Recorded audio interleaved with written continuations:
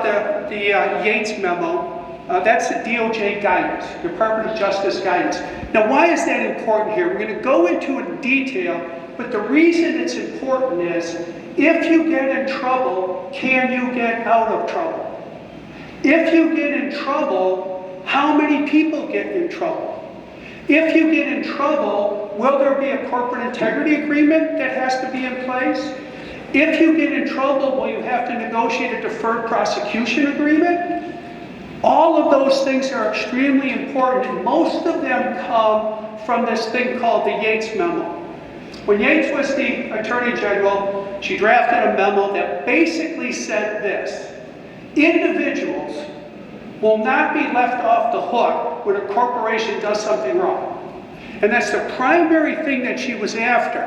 Oftentimes, you have these huge corporations that they basically pay a huge fine and life goes on. And they can pay a huge fine. They can pay $100 million, $500 million. There's a company in Florida. Well, it's a public record. But they were involved in an antitrust kind of thing, trading back and forth oncology patients. Last year, they entered into a corporate integrity agreement, and in non-prosecution, they have to pay $100 million back in 4 years. So it can happen. And it can happen even when you don't know what you're doing is wrong. Right? So you have to be on top of these things. So what does the Yates Memo say? Well, it says a couple things. Number one, it says there will be no corporate credit if you don't find the wrongdoers and deal with them. What that means is this: you have a large corporation and you're found to have overbilled Medicare such that they believe it is a False Claims Act with intent. Here's what the corporation faces. They face having their Medicare government billing privileges revoked. If that happens, the corporation's basically done, right? They can't do any government contracts. And then it's a cascading thing, because if you can't do a government contract because you're revoked, every healthcare provider or insurer will eventually, within a year, revoke you as well, and you'll be left with basically nothing except some self-pay, which isn't enough to keep a lot of people going. So, you have to protect the corporation, which means you have to find the people that are culpable. And that's what an internal investigation can help you with. She also talks about the criminal investigation. This is the interesting. Criminal or non-criminal focuses on the individual. And we're going to talk about how people are turned in. But when the government starts an investigation, they're not investigating the corporation. What they're after is the individuals that did things, whether it's the board of directors, the CEO, the chief financial officer. They really don't care who it is.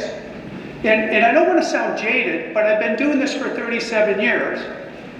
The people in DOJ are really good people, but they get promoted by nailing some of you. It's just a known fact. They need feathers in their cap. What's a better feather in their cap than to nail some corporation for $100 million or for $200 or $300? And it's even better if the corporation has the resources to pay it back.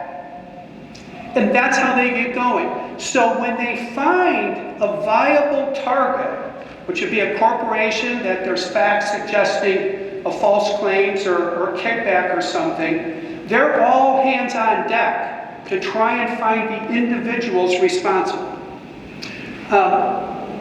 Individual will not be released from civil or criminal liability when resolving a corporate matter. The reason that's important, prior to Yates, the get out of jail free card was the corporation took the hit, paid a lot of money, the individuals didn't take a hit, maybe they were told to resign, but there was nothing really done to them. Their argument was this, and it's a legal fiction that lawyers developed ages and ages ago.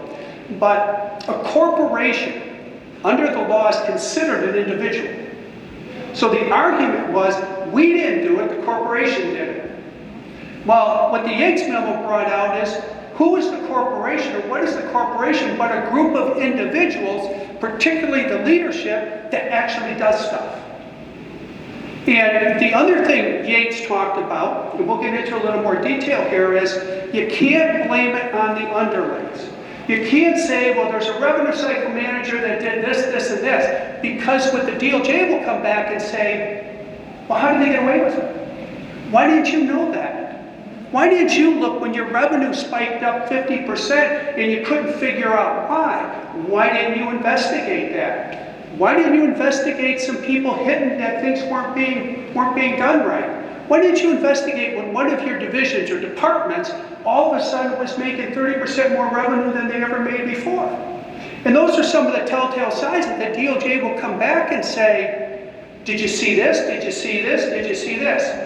And there's not a good answer. If you say I didn't see it, they say why? Where's your corporate compliance program? And they nail you that way. If you say you did see it, they say, well, what did you do about it? So when you get in that position, you don't have a lot of way outs. The big thing is don't get in that position or figure it out before they figure it out.